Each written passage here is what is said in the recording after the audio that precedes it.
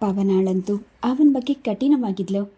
ಅವನು ಅವಳಿಗೆ ಫೋನ್ ಮಾಡಿದಾಗಲೂ ಅವನಿಗೆ ಅದೇ ಉತ್ತರ ಬರ್ತಿತ್ತು. ನಮ್ಮ ವಿಷಯ ಸೆಟಲ್ ಆಗದೆ ನಾನು ಎಲ್ಲೂ ಬರಲ್ಲ ಶಶಿ. ಸುಮ್ಮನೆ ಟೈಮ್ ವೇಸ್ಟ್ ಮಾಡೋಕ್ಕೋಸ್ಕರ ನಾನು ನಿಮ್ಮ ಜೊತೆ ಓಡಾಡ್ತಾ ಇಲ್ಲ. ನಮ್ಮ ಸಂಬಂಧಕ್ಕೆ ಒಂದು ಅರ್ಥ ಬರಬೇಕು, ಆಗ ನಾನು ನಿಮ್ಮನ್ನು ಭೇಟಿ ಮಾಡ್ತೀನಿ. ಶಶಿಧರ್ ಪ್ರಕಾಶನ ಮುಂದೆ ತನ್ನ ಅಳಲು ತೋಡ್ಕೊಂಡ. ನನಗೆ ಉಸಿರು ಕಟ್ಟೋ ಪರಿಸ್ಥಿತಿ ಬಂದ್ಬಿಟ್ಟಿದೆ ಕಣೋ. ಈ ಕಡೆ ಪವನ, ಆ ಕಡೆ ನಮ್ಮಪ್ಪ. ಏನು ಮಾಡಲಿ ಹೇಳು? ಪವನ ನಿನ್ನ ಮೇಲೆ ಕೋಪಗೊಂಡಿರೋದು ನ್ಯಾಯವಾಗಿದೆ ಶಶಿ. ಯಾವ ಆಧಾರವೂ ಇಲ್ಲದೆ ಅವಳು ಯಾಕೋ ನಿನ್ನ ಜೊತೆ ಸುತ್ತಾಡ್ತಾಳೆ? ಹೋಗಲಿ, ಧೈರ್ಯ ಮಾಡಿ ನಿಮ್ಮಪ್ಪನಿಗೆ ಹೇಳ್ಬಾರ್ದಾ? ಪ್ರಕಾಶ್ ಕೇಳಿದಾಗ ಶಶಿಧರ್ ಎದೆ ಹಿಡ್ಕೊಂಡು ನೀಲವಾಗಿ ಉಸಿರುಬಿಟ್ಟ. ನನ್ನ ಎದೆ ನೋಡೋ, ಅವರ ಹೆಸರು ಕೇಳಿದರೆ ಹೇಗೆ ಒಡ್ಕೊಳ್ತಾ ಇದೆ. ನೀನೇನು ಬೇಕಾದರೂ ತಿಳ್ಕೊ. ಆ ದೇವರಾಣಿಗೂ ನನಗೆ ಅವರ ಹತ್ರ ಬಾಯಿ ಬಿಡೋ ಧೈರ್ಯ ಇಲ್ಲ. ಹಾಗಾದರೆ ಪವನನ ಮರೆತು ಬಿಡು. ನಿಮ್ಮಪ್ಪ ತೋರಿಸಿದ ಹುಡುಗಿಗೆ ತಾಳಿ ಕಟ್ಟಿ ಹಾಯಾಗಿರು. ಪ್ರಕಾಶ್ ಸರಳವಾಗಿ ನುಡಿದ. ಥೂ ಪಾಪಿ, ನೀನು ನನ್ನ ಫ್ರೆಂಡೇನೋ? ಪವನನ ನೋಡದೆ ನಾನು ಹುಚ್ಚನ ಹಾಗೆ ಆಗ್ಬಿಟ್ಟಿರ್ತೀನಿ. ನನಗೆ ಅವಳು ಬೇಕು ಕಣೋ, ಪ್ಲೀಸ್ ಏನಾದರೂ ಪ್ಲ್ಯಾನ್ ಹೇಳೋ. ಶಶಿಧರ್ ಗೋಗರೆದ. ಪ್ರಕಾಶ್ ಚಿಂತಾಕ್ರಾಂತನಾದ. ತಾನು ಅವನ ತಂದೆಗೆ ಪವನಾಳ ವಿಷಯ ತಿಳಿಸಿದ್ರೆ ತನ್ನನ್ನೇ ಅನಾಮತ್ ಕತ್ತು ಹಿಡಿದು ಹೊರಗೆ ದಬ್ಬುವರೆಂದು ಅವನಿಗೆ ಗೊತ್ತಿತ್ತು. ಅಂತಹ ವಿಷಯಗಳಿಗೆ ಸಿಕ್ಕಾಕೊಳ್ಳಲು ಪ್ರಕಾಶನಿಗೂ ಇಷ್ಟವಿರಲಿಲ್ಲ. ನನಗೊಂದು ಐಡಿಯಾ ಬರ್ತಿದೆ ಶಶಿ. ನೀನು ಪವನ ಮೆಜಾರಿಟಿಗೆ ಬಂದಿದ್ದೀರಾ ಅಲ್ವಾ? ನೀವು ಇಬ್ಬರೇ ಓಡಿ ಹೋಗಿ ಮದುವೆ ಮಾಡಿಕೊಂಡ್ರೆ ತಾಳಿ ಕಟ್ಟಿದ ಮೇಲೆ ನಿಮ್ಮಪ್ಪ ಏನು ಮಾಡೋ ಹಾಗಿದ್ದಾರೆ? ಪವನ ಸೊಸೆ ಅಂತ ಅವರು ಒಪ್ಕೊಳ್ಳೇಬೇಕು. ನಮ್ಮ ಅಪ್ಪನಿಗೆ ತಿಳಿಯದೆ ಹೇಗೋ ಮದುವೆ ಆಗೋದು. ಇದೇ ಊರಿನಲ್ಲಾದರೆ ಅವರಿಗೆ ತಿಳಿದೇ ಇರುತ್ತೆ. ನಿಮ್ಮ ಅಪ್ಪನ ಕಣ್ಣಿಗೆ ಮಣ್ಣೆರಚಿ ಆ ಹುಡುಗಿನ ಲವ್ ಮಾಡದೆ ತಾಳಿ ಕಟ್ಟೋಕೆ ಮಾತ್ರ ಆಗಲ್ವಾ? ಪ್ರಕಾಶ್ ಹಂಗಿಸಿದಾಗ ಶಶಿಧರ್ನ ಪೌರುಷ ಎಚ್ಚೆತ್ತಿತು. ಲೋ, ನನ್ನನ್ನೇನು ಅಂತಹ ಅಯೋಗ್ಯ ಅಂದ್ಕೊಂಡಿದ್ಯೇನೋ? ನಾವುಗಳೇ ಬೇರೆ ಊರಿಗೆ ಹೋಗಿ ಒಂದು ದೇವಸ್ಥಾನದಲ್ಲಿ ಸರಳ ಮದುವೆ ಏರ್ಪಾಡು ಮಾಡೋಣ. ಆಮೇಲೆ ಇಲ್ಲಿಗೆ ಬಂದು ವಿಷಯ ತಿಳಿಸಿದ್ರೆ ಆಯಿತು. ಪ್ರಕಾಶನಿಗೂ ಅವನ ಯೋಚನೆ ಒಪ್ಪಿಗೆಯಾಯಿತು. ಪವನಾಳಿಗೆ ಶಶಿಧರ್ನ ನಿರ್ಧಾರ ಕಂಡು ಸಂತೋಷದಿಂದ ಕಣ್ಣಲ್ಲಿ ನೀರು ಹೊಕ್ಕಿ ಬಂತು. ಶಶಿ, ನೀವು ನನಗೋಸ್ಕರ ಇಷ್ಟೊಂದು ತೊಂದರೆ ತಗೊಳ್ತಾ ಇದ್ದೀರಾ. ಆದರೆ ಮದುವೆ ಆದಮೇಲೆ ನಿಮ್ಮ ತಂದೆ ನಮ್ಮನ್ನು ಸೇರಿಸದೇ ಇದ್ದರೆ ಏನು ಮಾಡೋದು? ನಮ್ಮ ತಂದೆ ತಾಯಿಗೆ ನಾನು ಒಬ್ಬನೇ ಮಗ. ಎಷ್ಟೇ ಅಸಮಾಧಾನ ಕೋಪ ಬಂದರೂ ನಮ್ಮ ಅಪ್ಪ ನಮ್ಮನ್ನು ಮಾತ್ರ ದೂರ ಮಾಡಿಲ್ಲ. ಆ ಧೈರ್ಯ ನನಗೆ ಇರೋದ್ರಿಂದಲೇ ನಾನು ಈ ಪ್ಲ್ಯಾನ್ ಮಾಡಿರೋದು. ಶಶಿಧರ್ ಹೆಮ್ಮೆಯಿಂದ ಹೇಳ್ದ. ನಿಮ್ಮ ತಂದೆ ನಿಮ್ಮನ್ನು ದೂರ ಮಾಡಿದ್ರೆ ನನ್ನ ಸಂಪಾದನೆಯಲ್ಲೇ ನಾನು ನಿಮ್ಮನ್ನು ಸಾಕ್ತೀನಿ. ನೀವು ಯಾವುದಾದ್ರೂ ಕೆಲಸಕ್ಕೆ ಸೇರಿಕೊಂಡ್ರೆ ನಾವಿಬ್ಬರು ಸುಖವಾಗಿರ್ಬೋದು. ಪವನ ಅವನ ಎದೆಗೊರಗಿ ಕನಸು ಕಾಣುತ್ತಾ ಭಾವುಗಳಾಗಿ ನೋಡಿದಾಗ ಅವಳನ್ನು ಬಿಗಿದಪ್ಪಿ ಅವಳ ಹಣೆಗೆ ಮುತ್ತಿಟ್ಟ. ಛೇ, ಈ ಮಾತನಾಡಬೇಡ. ನೀನು ನನ್ನನ್ನು ಸಾಕಬೇಕಾ? ನಮ್ಮ ಮದುವೆ ಆಗೋಗ್ಲಿ, ನಾನು ನಿನ್ನನ್ನು ಮಹಾರಾಣಿಯಾಗೆ ಇಟ್ಟಿರ್ತೀನಿ, ನೋಡ್ತಾ ಇರು. ಪವನ ಶಶಿಧರ್ ಯಾರಿಗೂ ತಿಳಿಸದೆ ಗುಟ್ಟಾಗಿ ದೇವರಾಯನ ದುರ್ಗದಲ್ಲಿ ದೇವಸ್ಥಾನದಲ್ಲಿ ಮದುವೆ ಆಗಬೇಕೆಂದು ನಿರ್ಧಾರವಾಯಿತು. ಈ ಮದುವೆ ಬಗ್ಗೆ ನಿಮ್ಮ ಮನೆಯಲ್ಲಿ ಹೇಳಬೇಕಾ? ಪ್ರಕಾಶ್ ಅವಳನ್ನು ಕೇಳಿದಾಗ ಪವನ ಉದ್ಗಾರ ತೆಗೆದಳು. ಅಯ್ಯೋ ಬೇಡ, ನಮ್ಮ ಮನೆಯಲ್ಲೂ ಈ ಮದುವೆಗೊಪ್ಪಲ್ಲ. ಬೇರೆ ಜಾತಿಯವರನ್ನು ಮದುವೆ ಆಗ್ತಿದ್ದೀನಿ ಅಂತ ಗೊತ್ತಾದರೆ ನಮ್ಮ ತಂದೆ ಈಗಲೇ ಬಂದು ಮದುವೆ ನಿಲ್ಲಿಸ್ಬಿಡ್ತಾರಷ್ಟೇ. ಮದುವೆಗೆ ನನ್ನ ಕಡೆಯಿಂದ ಪ್ರಕಾಶ್ ಒಬ್ಬನೇ ಬರ್ತಾ ಇರೋದು. ಬೇಕಿದ್ರೆ ನಿನ್ನ ಫ್ರೆಂಡ್ಸ್ ಯಾರನ್ನಾದ್ರೂ ಕರ್ಕೊಂಡು ಬಾ. ಶಶಿಧರ್ ಹೇಳಿದಾಗ ಪವನಾಳಿಗೆ ವೀಣಾಳ ನೆನಪಾಯಿತು. ಆದರೆ ವೀಣಾ 10 ದಿನ ರಜಾ ಹಾಕಿ ಬಳ್ಳಾರಿಗೆ ಹೊರಟೋಗಿದ್ದಾಳೆ. ಬೇರೆ ಯಾರೂ ಅವಳಿಗೆ ಅಷ್ಟೊಂದು ಆಪ್ತರಿರಲಿಲ್ಲ. ತಂದೆಗೆ ಪರಿಚಯ ಇರುವ ಯಾರನ್ನು ಕರೆಯಬಾರದೆಂದು ಶಶಿಧರ್ ಎಚ್ಚರಿಕೆ ವಹಿಸಿದ. ಎಲ್ಲ ಸಿದ್ಧತೆಗಳು ತುಂಬ ಗುಟ್ಟಾಗಿ ನಡೆದಿತ್ತು. ಹೋಗಲಿ ಬಿಡು ಪವನ, ನಮ್ಮ ಪ್ರಕಾಶ್ ಮತ್ತು ಅವನ ಮಿಸ್ಸಸ್ ಬರ್ತಿದ್ದಾರೆ. ಅವರಿಬ್ಬರೇ ಸಾಕು. ಹೆಚ್ಚು ಜನಗಳನ್ನು ಕರೆಯೋಕ್ಕೋದ್ರೆ ವಿಷಯ ಪ್ರಚಾರವಾಗಿಬಿಡುತ್ತೆ. ನಮ್ಮ ತಂದೆಗೆ ಇದರ ಸುಳಿವು ಸಿಗಬಾರ್ದು. ಶಶಿಧರ್ ಆತಂಕದಿಂದ ಹೇಳಿದಾಗ ತಂದೆಯ ಬಗ್ಗೆ ಅವನಿಗಿರುವ ಹೆದರಿಕೆ ಕಂಡು ಅವಳಿಗೆ ಮೋಜೆನಿಸಿತು. ಪ್ರಕಾಶನ ಪತ್ನಿ ವಿಮಲಾ ತಮ್ಮೊಡನೆ ಬರುತ್ತಿದ್ದಾಳೆಂದು ತಿಳಿದ ಮೇಲೆ ಅವಳಿಗೆ ನೆಮ್ಮದಿಯಾಗಿತ್ತು. ಶುಭ ಮುಹೂರ್ತದಲ್ಲಿ ಪ್ರಕಾಶ್ ಹಾಗೂ ಅವನ ಪತ್ನಿ ವಿಮಲಾ ಸಮ್ಮುಖದಲ್ಲಿ ಶಶಿಧರ್ ದೇವರ ಮುಂದೆ ಪವನಾಳ ಕೊರಳಿಗೆ ತಾಳಿ ಕಟ್ಟಿದ. ನವದಂಪತಿಗಳು ಅಲ್ಲಿಂದಲೇ ಕಾರಿನಲ್ಲಿ ಕುದುರೆ ಮುಖಕ್ಕೆ ಮಧುಚಂದ್ರಕ್ಕಾಗಿ ಹೊರಟಾಗ ಪ್ರಕಾಶ್ ಹೆಂಡತಿಯೊಡನೆ ಊರಿಗೆ ಹಿಂತಿರುಗಿದ. ತಮ್ಮ ಮಗ ಗೆಳೆಯರೊಡನೆ ಕುದುರೆ ಮುಖಕ್ಕೆ ಹೋಗಿದ್ದಾನೆ ಎಂದು ರಮಾನಂದ್ ಗುಪ್ತಾ ತಿಳಿದಿದ್ರು. ಶಶಿಧರ್, ಪವನ ಪ್ರಪಂಚದ ಅರಿವಿಲ್ಲದೆ ವಿಹರಿಸಿದ್ರು. ಕುದುರೆ ಮುಖದಲ್ಲಿ ಅವರಿಗೆ ಹೇಳುವವರು ಕೇಳುವವರಿಲ್ಲದೆ ಭೂಮಿಯಲ್ಲಿ ಸ್ವರ್ಗವೆಂದರೆ ಇದೆ ಎಂದು ಅವರಿಬ್ಬರು ಭಾಸವಾಗಿತ್ತು. ಅಲ್ಲಿರೋವರೆಗೂ ಅವರಿಗೆ ಮನೆಯವರ ಬಗ್ಗೆ ನೆನಪು ಇರಲಿಲ್ಲ. ಪವನ ಶಶಿಧರ್ನ ಒಲವಿನಲ್ಲಿ ಮಿಂದು ಅರಳಿದ ಹೂವಿನಂತಾಗಿದ್ಲು. ಹನಿಮೂನ್ನಿಂದ ಹಿಂತಿರುಗಿದಾಗ ಪವನಾಳಿಗೆ ಶಶಿಧರ್ನ ಬಿಟ್ಟಿರಲು ಸಂಕಟವಾಯಿತು.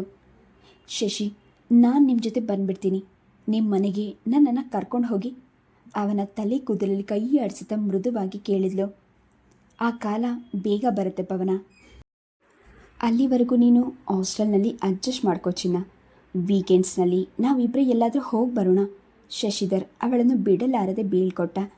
ಸಂಜೆ ಕೆಲಸದಿಂದ ಬಂದಾಗ ವೀಣಾ ರೂಮ್ನಲ್ಲಿ ಮಲಗಿದ್ದ ಪವನಾಳನ್ನು ಕಂಡು ಹುಬ್ಬೇರಿಸಿ ಉದ್ಗಾರ ಎತ್ತಿದ್ಲು. ಹಾಯ್, ಎಲ್ಲಿ ಮಾಯವಾಗಿಬಿಟ್ಟಿದೆ ಇಷ್ಟು ದಿನ? ನೀನು ಗೆಸ್ ಮಾಡು ನೋಡೋಣ. ಪವನ ನಗುತ್ತಾ ಎದ್ದುಕೊಳ್ಳುತ್ತಲು. ಅವಳ ಮುಖದಲ್ಲಿ ಹೊಸದಾಗಿ ಮೂಡಿದ ರಂಗು, ತುಟಿ ಅಂಚಿನ ಮೋಹಕ ನಗು ವೀಣಾಳಿಗೆ ಹೊಸದಾಗಿ ತೋರಿತು. ನಿಮ್ಮ ತಂದೆ ನಿನಗೆ ಯಾವುದಾದ್ರೂ ಪ್ರಪೋಸಲ್ ತಂದಿದ್ದಾರಾ? ವೀಣಾ ಕೇಳಿದಾಗ ಪವನ ನಕ್ಕು ತನ್ನ ಕರುಣಿನಲ್ಲಿದ್ದ ಮಾಂಗಲ್ಯ ತೆಗೆದು ತೋರಿಸಿದ್ಲು. ಮೈ ಗಾಡ್, ನಿನ್ನ ಮದುವೆನೂ ಆಗೋಯ್ತಾ? I can't believe it. ನಿಮ್ಮ ತಂದೆ ನಿನ್ನ ಮದುವೆ ಇಷ್ಟು ಬೇಗ ಮುಗಿಸ್ಬಿಟ್ರಾ? ವೀಣಾ ನಗುತ್ತಾ ಅವಳ ಪಕ್ಕದಲ್ಲಿ ಕೊಡುತ್ತಲು. ನಮ್ಮ ತಂದೆನ ನಂಬ್ಕೊಂಡಿದ್ರೆ ನನಗಿಷ್ಟು ಬೇಗ ಮದುವೆ ಆಗ್ತಿತ್ತಾ? ನಾನು ನಿನ್ನಿಂದ ಒಂದು ವಿಷಯ ಮುಚ್ಚಿಟ್ಟಿದ್ದೆ ಕಣೆ. ನಾನು ಶಶಿಧರ್ ಅನ್ನೋರನ್ನು ಪ್ರೀತಿಸ್ತಿದ್ದೆ. ಈಗ ಅವರ ಜೊತೆನೇ ನನಗೆ ಮದುವೆ ಆಗಿರೋದು. ವೀಣಾ ಅವಳತ್ತ ದೀರ್ಘವಾಗಿ ನೋಡಿ, ನೀನು ನನ್ನಿಂದ ಮುಚ್ಚಿಟ್ಟಿದ್ರು ನಾನು ಇದನ್ನು ಗೆಸ್ ಮಾಡಿದ್ದೆ ಪವನ. ನೀನು ಇತ್ತೀಚೆಗೆ ನಿಮ್ಮ ತಂದೆಯವರನ್ನು ಅವಾಯ್ಡ್ ಮಾಡ್ತಾ ಇದ್ದಾಗಲೇ ನನಗೆ ಅನುಮಾನ ಬಂದಿತ್ತು. ಅದು ಸರಿ, ನಿನ್ನ ಮದುವೆ ಬಗ್ಗೆ ನಿಮ್ಮ ತಂದೆ ತಾಯಿಗೆ ಗೊತ್ತಿದೆಯಾ ಎಂದಾಗ ಪವನ ಮಂಕಾದ್ಲು. ಇಲ್ಲ, ಶಶಿಧರ್ ಬೇರೆ ಜಾತಿಯವರು. ನಮ್ಮ ಮದುವೆ ವಿಷಯ ಅವರ ತಂದೆ ತಾಯಿಗೂ ಗೊತ್ತಿಲ್ಲ. ಶಶಿಧರ್ ಅಂದರೆ ಯಾರು ಹೇಳು? ನೀನು ಹಿಂದೆ ಬಿದ್ದಿದ್ನಲ್ಲ ಆ ವ್ಯಕ್ತಿನ? ಅವರ ತಂದೆ ಜ್ಯುವೆಲರ್ಸ್ ಅಲ್ವಾ? ಹೌದು ಕಣೆ. ನೀನು ನಂಬಲ್ಲ, ಆದರೆ ಶಶಿ ನನ್ನ ಕಂಡ್ರೆ ಪ್ರಾಣ ಬಿಡ್ತಾರೆ ಗೊತ್ತಾ? ನನ್ನನ್ನು ಬಿಟ್ಟಿರೋಕ್ಕಾಗದೆ ಗುಟ್ಟಾಗಿ ದೇವಸ್ಥಾನದಲ್ಲಿ ನನಗೆ ತಾಳಿ ಕಟ್ಟಿದ್ದಾರೆ. ಪವನ ಉದ್ವೇಗದಿಂದ ನೋಡಿದಾಗ ವೀಣಾ ಅವಳತ್ತ ವಿಷಾದದಿಂದ ನೋಡಿದ್ಲು. ನಿನ್ನ ಮದುವೆ ಆಗಿರೋದು ನನಗೆ ಸಂತೋಷ, ಆದರೆ ಈ ವಿಷಯ ಇನ್ನೂ ಮುಚ್ಚಿಡಬೇಡ. ಶಶಿಧರ್ಗೂ ಹೇಳು. ಎಷ್ಟು ದಿನ ಹಾಸ್ಟೆಲ್ನಲ್ಲಿ ಇರ್ತೀಯ? ಎಲ್ಲರಿಗೂ ನಿಮ್ಮ ಮದುವೆ ಅನೌನ್ಸ್ ಮಾಡಿ ಜುಮ್ ಅಂತ ನಿನ್ನ ಗಂಡನ ಮನೆಯಲ್ಲಿ ಇರ್ಬೋದು. ಇನ್ನೇನು ಭಯವಿಲ್ಲ ಬಿಡು. ಯಾವತ್ತಿದ್ರೂ ನಾನು ಶಶಿ ಹೆಂಡ್ತಿ ತಾನೆ? ಪವನ ನಿಶ್ಚಿಂತೆಯಿಂದ ಮೈ ಮುರಿದ್ಲು. ನನಗೆ ನಿದ್ದೆನೇ ಇಲ್ಲ, ಮಲಗಿದ್ರೆ ಸಾಕಾಗಿದೆ. ವೀಣಾ ಅರ್ಥಗರ್ಭಿತವಾಗಿ ನಕ್ಕು ಎದ್ಲು. ಮಲ್ಕೊಮ್ಮ, ಸದ್ಯ ನಾನು ಯಾಕೆ ನೀನು ತೊಂದರೆ ಕೊಡಲಿ? ಪವನಾಳ ಆಫೀಸಿಗೆ ನರಸಿಂಹಯ್ಯನವರಿಂದ ಫೋನ್ ಬಂತು. ಏನಮ್ಮ, ಎಲ್ಲ ಹೊರಟೋಗಿದೆ ಇಷ್ಟು ಹೊತ್ತು? ನಾನು 2 ಸಲ ಬೆಂಗಳೂರಿಗೆ ಬಂದಿದ್ದೆ. ನಾನು ನನ್ನ ಫ್ರೆಂಡ್ ಜೊತೆ ಊರಿಗೆ ಹೋಗಿದ್ನಪ್ಪ ಎಂದು ತಡವರಿಸಿದ್ಲು. ವೀಣಾ ಜೊತೆನಾ? ಅವಳು ನನಗೆ ಸಿಗಲಿಲ್ಲ. ನೀರಿನಲ್ಲಿ ಮುಳುಗಿದವನಿಗೆ ಆಸರೆ ಸಿಕ್ಕಂತೆ. ಹೌದು, ವೀಣಾ ಜೊತೆನೇ ಬಳ್ಳಾರಿಗೆ ಹೋಗಿದ್ದೆ. ನೀವು ಇಲ್ಲಿಗೆ ಬರೋ ತೊಂದರೆ ತಗೊಂಬೇಡಪ್ಪ, ನಾನೇ ಈ ವಾರದಲ್ಲಿ ಊರಿಗೆ ಬರ್ತೀನಿ ಎಂದು ರಿಸೀವರ್ ಇಟ್ಟಾಗ ಅವಳಿದೆ ಜೋರಾಗಿ ಒಡೆದುಕೊಳ್ತಿತ್ತು. ವೀಣಾ ಹೇಳಿದಂತೆ ತಾನು ಹೆಚ್ಚು ದಿನ ಈ ರೀತಿ ಕಣ್ಣ ಮುಚ್ಚಲೆ ಆಡಲು ಸಾಧ್ಯವಿಲ್ಲ ಎನಿಸಿತು. ತಂದೆಗೆ ಮಾತು ಕೊಟ್ಟಂತೆ ಪವನ ಶಿವಮೊಗ್ಗಕ್ಕೆ ಹೊರಟಳು. ಯಾರಿಗೂ ಅನುಮಾನ ಬಾರದಂತೆ ಮಾಂಗಲ್ಯವನ್ನು ಬ್ಲೌಸ್ನೊಳಗೆ ಹಾಕ್ಕೊಂಡು ಎಂದಿನಂತೆ ಸಹಜವಾಗಿ ಮಾತನಾಡಿದ್ಲು. ವೀಣಾ ತುಂಬ ಬಲವಂತ ಮಾಡಿ ಅವಳು ಊರಿಗೆ ಕರ್ಕೊಂಡು ಹೋದ್ಲಪ್ಪ.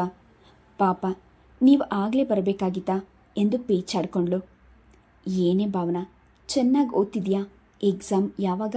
ನಿನಗೇನಾದರೂ ದುಡ್ಡು ಬೇಕಿದ್ರೆ ನನಗೆ ಕಾಗದ ಬರಿ, ಸಂಕೋಚ ಪಟ್ಕೋಬೇಡ ಎಂದು ತಂಗಿಯನ್ನು ಕೂರಿಸ್ಕೊಂಡು ಅವಳ ತಲೆ ಬಾಚಿ ಜಡೆ ಹೆಣಿದಾಗ ಜಯಮ್ಮ ನಕ್ಕರು. ಬೆಂಗಳೂರಿಗೆ ಹೋದ್ಮೇಲೆ ಪವನ ಬದಲಾಗ್ಬಿಟ್ಲು. ಈಗ ಎಷ್ಟು ಗೆಲುವಾಗಿ ಕಾಣ್ತಾಳೆ. ನನ್ನ ಕಣ್ಣಿನದೇ ದೃಷ್ಟಿ ತಗಲುತ್ತೇನೋ ಅನಿಸುತ್ತೆ. ಶಶಿಧರ್ ಪವನಳಿಗಾಗಿ ಪ್ರತಿ ಶನಿವಾರ ಸಂಜೆ ಬರ್ತಿದ್ದ. ಇಬ್ಬರು ಹೋಟೆಲ್ನಲ್ಲೋ ರೆಸ್ಟೋರೆಂಟ್ನಲ್ಲೋ ರೂಮ್ ಮಾಡಿಕೊಂಡು ಸೋಮವಾರ ಬೆಳಗ್ಗೆ ಹಿಂತಿರುಗ್ತಿದ್ರು. ಮಗ ಇತ್ತೀಚೆಗೆ ಮನೆ ಸೇರದೆ ತಮ್ಮ ಕಣ್ತಪ್ಪಿಸಿ ಓಡಾಡ್ತಾ ಇರುವನೆಂದು ರಮಾನಂದ ಗಮನಿಸಿದ್ರು. ಅದು ತಾತ್ಕಾಲಿಕ ಎಂದು ಸುಮ್ಮನಾದರು. ಅವನು ಯಾವುದೋ ಹುಡುಗಿಯ ಜೊತೆ ಓಡಾಡ್ತಿದ್ದಾನೆ ಎಂದು ಅವರ ಆಪ್ತ ಗ್ರಾಹಕರು ಕೆಲವರು ವರದಿ ಮಾಡಿದರು. ಶಶಿಧರನನ್ನು ಪ್ರಶ್ನಿಸಿ ರಾಮಾಯಣ ಮಾಡೋದಕ್ಕಿಂತ ಆದಷ್ಟು ಬೇಗ ಅವನಿಗೆ ಮದುವೆ ಮಾಡಿದ್ರೆ ದಾರಿಗೆ ಬರ್ತಾನೆಂದು ಅವರಿಗೆ ತೋರಿತು. ಚಂದ್ರಿಕಾ, ನಮ್ಮ ಶ್ರೀನಿವಾಸ ಶೆಟ್ಟಿ ಅವರ ಮಗಳು ಪಾರ್ವತಿನ ನಮ್ಮ ಶಶಿಗೆ ತಂದ್ಕೊಳ್ಳೋಣ ಅಂತ ಇದ್ದೀನಿ. ನಾಳೆ ಅವರೆಲ್ಲ ಬರ್ತಿದ್ದಾರೆ. ಶಶಿಗೆ ಎಲ್ಲೂ ಹೋಗದೆ ಮನೆಯಲ್ಲಿ ಇರು ಅಂತ ಹೇಳು. ಪಾರ್ವತಿ ಸುಮಾರಾಗಿದ್ದಾಳಲ್ವಾ? ನಮ್ಮ ಶಶಿಗೆ ಇನ್ನೂ ಚೆನ್ನಾಗಿರೋ ಹುಡುಗಿ ನೋಡ್ಬೋದಿತ್ತೇನೋ. ಚಂದ್ರಿಕಾ ಬಾಯಿ ಮೂಗೆಳೆದ್ರು. ರೂಪ ಏನು ಅರ್ಕೊಂಡು ಕುಡಿತಾನ? ಹೆಣ್ಣಿಗೆ ಒಳ್ಳೆ ಮನೆತನ ಮುಖ್ಯ. ಇಲ್ಲಿ ನಿನ್ನ ಕಣಿ ಕೇಳು ಅಂತ ನಾನು ಹೇಳ್ದ? ಹೋಗಿ ಅವನಿಗೆ ಹೇಳು. ರಾಮಾನಂದ್ರು ರೇಗುತ್ತಾ ಎದ್ದು ಹೋದರು. ಪವನಾಳ ಜೊತೆ ತಿರುಗಾಟದಲ್ಲೇ ಮನೆಯಿಂದ ಹೊರಗೆ ದಿನ ಕಳೆಯುತ್ತಿದ್ದ ಶಶಿಧರ್ಗೆ ತಂದೆ ತನ್ನ ವಿವಾಹ ನಿಶ್ಚಯಿಸಿರುವ ವಿಷಯವೇ ಗೊತ್ತಿರಲಿಲ್ಲ. ಪವನ ಅಕ್ಕನ ಮಗುವಿನ ನಾಮಕರಣಕ್ಕಾಗಿ ಕಡೆಯ ಪಕ್ಷ 1 ವಾರದ ಮಟ್ಟಿಗಾದರೆ ಶಿವಮೊಗ್ಗಗೆ ಹೊರಡಲೇಬೇಕಿತ್ತು. ಪವನ ಊರಿಗೆ ಹೋದ್ಮೇಲೆ ಶಶಿಧರನಿಗೆ ಹೊತ್ತು ಹೋಗೋದೇ ಕಷ್ಟವಾಯಿತು. ಆಗಲೇ ಅವನಿಗೆ ತಂದೆ ತನ್ನ ಮದುವೆ ವಿಮರ್ಶೆ ಮಾಡಿದ್ದಾರೆ ಎಂದು ತಿಳಿದಿದ್ದು.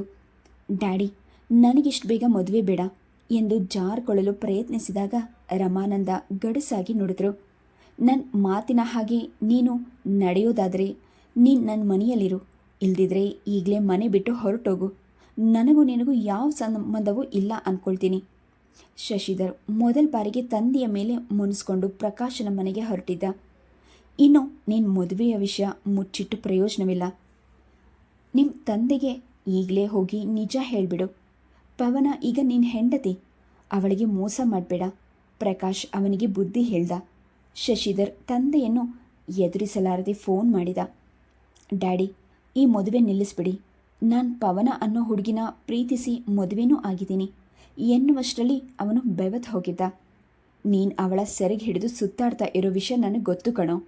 ಆ ಹುಡುಗಿ ಮನೆಯವರು ಸಂಪ್ರದಾಯಿಸರು. ಎಂದಿಗೂ ನಿನ್ನನ್ನು ಅಳಿಯ ಅಂತ ಒಪ್ಕೊಳ್ಳಲ್ಲ. ನಿನಗೆ ಅವಳೇ ಹೆಚ್ಚಾದರೆ ಪುನಃ ನನ್ನ ಮನೆಗೆ ಕಾಲಿಡ್ಬೇಡ. ನನ್ನ ಆಸ್ತಿಯಲ್ಲಿ ನಿನಗೊಂದು ಪೈಸೆಯೂ ಸಿಗಲ್ಲ, ಜ್ಞಾಪಕ ಇರಲಿ ಎಂದು ರಮಾನಂದ್ ಫೋನ್ ಇಟ್ಟರು. ಶಶಿಧರ್ಗೆ ಹೃದಯ ಭಾರವಾಗಿತ್ತು. ತಂದೆಯ ಆಸ್ತಿ ಸ್ವಯಾರ್ಜಿತವಾದುದರಿಂದ ಅವರ ನಿರ್ಧಾರಕ್ಕೆ ವಿರುದ್ಧ ಹೇಳುವಂತಿಲ್ಲ ಎಂದು ಅರ್ತಿದ್ದನು. ಏನೇ ಆಗಲಿ, ನೀನು ನಮ್ಮನೆಯಲ್ಲೇ ಇರು. ಪ್ರೀತಿಸಿದ ಹೆಣ್ಣಿಗಿಂತ ನಿನಗೆ ಆಸ್ತಿ ಮುಖ್ಯವೇನೋ ಎಂದು ಪ್ರಕಾಶ್ ಅವನನ್ನು ಗದರಿದ. ಆ ಕ್ಷಣದಲ್ಲಿ ಶಶಿಧರ್ಗೂ ಪವನಾಳ ಮುಂದೆ ಎಲ್ಲ ಗೌಣವಾಗಿ ತೋರಿತು. ಆದರೆ ಪ್ರಕಾಶನ ಪತ್ನಿ ವಿಮಲಾಳಿಗೆ ಮಾತ್ರ ಶಶಿಧರ್ ತಮ್ಮ ಮನೆಯಲ್ಲಿ ಉಳಿಯೋದು ಸಹನವಾಗಲಿಲ್ಲ. ಮುದ್ದಿನಲ್ಲಿ ಬೆಳೆದ ಶಶಿಧರ್ಗೆ ಕೂತ್ರೆ ನಿಂತ್ರೆ ಉಪಚಾರ ನಡೆಯಲೇಬೇಕಿತ್ತು. ಅವನನ್ನು 3 ದಿನ ಸಂಭಾಳಿಸ್ಕೊಳ್ಳೋ ಹೊತ್ತಿಗೆ ವಿಮಲಾಳಿಗೆ ಸಾಕಾಗೋಯಿತು. ರೀ, ನಿಮ್ಮ ಫ್ರೆಂಡ್ ನಮ್ಮ ಮನೆಯಲ್ಲಿ ಟೆಂಟ್ ಹಾಕಿದ್ರೆ ಹೇಗ್ರಿ? ನಾಳೆ ಹೆಂಡತಿ ಸಮೇತ ನಮ್ಮನೆಯಲ್ಲೇ ಸಂಸಾರ ಹೊಡೆದ್ರೆ ನಮ್ಮ ಗತಿ ಏನು? ಇನ್ನು ಎಷ್ಟು ದಿನ ನಮ್ಮನೆಯಲ್ಲೇ ತಿಂದ್ಕೊಂಡು ಕೂತಿರ್ತಾನೆ? ಏನಾದರೂ ಕೆಲಸ ಹುಡ್ಕೊಳ್ಳೋದಕ್ಕಾದರೂ ಹೇಳಿ. ಅವನಿಗೆ ಯಾವ ಕೆಲಸ ಸಿಗುತ್ತೆ? BCom ಫೇಲ್ ಆಗಿದ್ದಾನೆ. ಮನೆಗೆ ಬಂದವನನ್ನು ಆಚೆ ತಳ್ಳೋಕ್ಕಾಗತ್ತಾ? ಅವನಿಗೆ ನೀವ್ಯಾಕ್ರಿ ಹೊಣೆಗಾರರಾಗಬೇಕು? ಆ ಹುಡುಗಿನ ಪ್ರೀತಿಸಿದಾಗ ಅವನು ನಿಮ್ಮನ್ನು ಕೇಳಿದ್ನ? ವಿಮಲಾ ಗೊಣಕೊಂಡ್ಳು. ಹುಟ್ಟಿದಾಗಿನಿಂದ ಶ್ರೀಮಂತಿಕೆ ವೈಭವ ಕಂಡಿದ್ದ ಶಶಿಧರ್ ಪ್ರಕಾಶನ ಮನೆಯಲ್ಲಿ ಕಂಗಾಲಾದ. ಕಾರು, ಹಣ ಇಲ್ಲದೆ ಹೇಗೆ ಜೀವಿಸಬೇಕೆಂದು ಅವನಿಗೆ ತಿಳಿಯಲಿಲ್ಲ. ಅವನಿಗೆ ಬುದ್ಧಿ ತಿಳಿದಾಗಿನಿಂದ ಅವನಿಗೆ ಕಾರ್ನಲ್ಲೇ ಓಡಾಡಿ ಅಭ್ಯಾಸವಿತ್ತು. ಮೃಷ್ಟಾನ್ನ ತಿಂದು ಬೆಳೆದ ದೇಹ ವಿಮಲ ಸಾಧಾರಣ ಅಡಿಗೆ ತಿನ್ನಲು ನಿರಾಕರಿಸಿತು. ಇತ್ತೀಚೆಗೆ ಪ್ರಕಾಶನು ಅವನಿಗೆ ಆದಷ್ಟು ಆತ್ಮೀಯನಾಗಿರಲಿಲ್ಲ. ಪವನ ಊರಿನಿಂದ ಬಂದಮೇಲೆ ನೀವಿಬ್ಬರು ಬೇರೆ ಫ್ಯಾಮಿಲಿ ಸೆಟಪ್ ಮಾಡ್ಕೋ ಶಶಿ, ನಿಮಗಿಲ್ಲಿ ತುಂಬ ಕನ್ವೆನ್ಷನ್ಸ್ ಆಗಿದೆ ಎಂದಾಗ ಆಗಾಗ ಅಸಮಾಧಾನದಿಂದ ಹೇಳ್ತಿದ್ದ. ಪವನಳೊಡನೆ ತನ್ನ ಭವಿಷ್ಯ ನೆನೆದ ಶಶಿಗೆ ಭಯವಾಗ್ತಿತ್ತು. ತಾನು ಸಾಮಾನ್ಯದ ಬದುಕು ಎದುರಿಸಲು ಸಾಧ್ಯವೇ ಇಲ್ಲ ಎನಿಸ್ತಿತ್ತು. ತಾನು ಪವನಾಳ ಸಂಪಾದನೆಯಿಂದ ಜೀವನ ಸಾಗಿಸಬೇಕೆಂಬ ಕಟು ಸತ್ಯ ಅವನನ್ನು ಹಣ್ಣು ಮಾಡಿತು. ಅಂತಹ ಬಾಳ್ ಅನುಭವಿಸಲು ತಾನು ತಂದೆಯನ್ನು ವಿರೋಧಿಸಬೇಕೆ? ಶ್ರೀಮಂತರ ಏಕೈಕ ಪುತ್ರನಾದ ತಾನು ಯಾರೂ ಗತಿ ಇಲ್ಲದೆ ಹೆಂಡತಿಯ ಹಂಗಿನಲ್ಲಿ ಜೀವಿಸುವ ಕರ್ಮವ್ಯಾಕೆ ಎನಿಸ್ತಿತ್ತು. ಪವನಾಳ ಮೇಲಿನ ಪ್ರೀತಿ ಎಳೆಯುತ್ತಿದ್ದರೂ ಕೊನೆಗೆ ಸ್ವಾರ್ಥವೇ ಗೆದ್ದಿತು. ಪವನ ಊರಿನಿಂದ ಹಿಂತಿರುಗಿದ ಮೇಲೆ ಶಶಿಧರನನ್ನು ಭೇಟಿ ಆಗಿಯೇ ಇರಲಿಲ್ಲ. ತಾನೊಂದು ದಿನ ತಪ್ಪಿಸ್ಕೊಂಡ್ರೂ ತನ್ನ ಹಿಂದೆ ಬಿದ್ದು ತನ್ನನ್ನು ಕಾಡುವ ಶಶಿ 10 ದಿನಗಳಾದರೂ ಪತ್ತೆ ಇಲ್ಲ ಎಂಬುದೇ ಅವಳ ಚಿಂತೆಗೆ ಕಾರಣವಾಗಿತ್ತು. ಅವರು ಊರಿನಲ್ಲಿದ್ದಾರೋ ಇಲ್ವೋ, ಸಾಧ್ಯವಾದರೆ ಅವರ ಮನೆಗೆ ಹೋಗಿ ವಿಚಾರಿಸ್ಕೊಂಡು ಬಾ. ನೀನು ಅವರ ಹೆಂಡತಿ ಅನ್ನೋದನ್ನು ಸ್ಪಷ್ಟವಾಗಿ ಹೇಳಿಬಿಡು. ನಿಮ್ಮ ಮನೆಯಲ್ಲೂ ಈ ವಿಷಯವನ್ನು ಮುಚ್ಚಿಟ್ಟಿದ್ದೀಯಾ ಅಂದರೆ ನಿನ್ನ ಧೈರ್ಯದ ಬಗ್ಗೆ ಮೆಚ್ಚುಗೆಯಾದರೂ ನಿನ್ನ ಮೂರ್ಖತನಕ್ಕೆ ನನಗೆ ತುಂಬ ಬೇಸರವಾಗುತ್ತೆ. Please subscribe the channel, like and share. Thank you.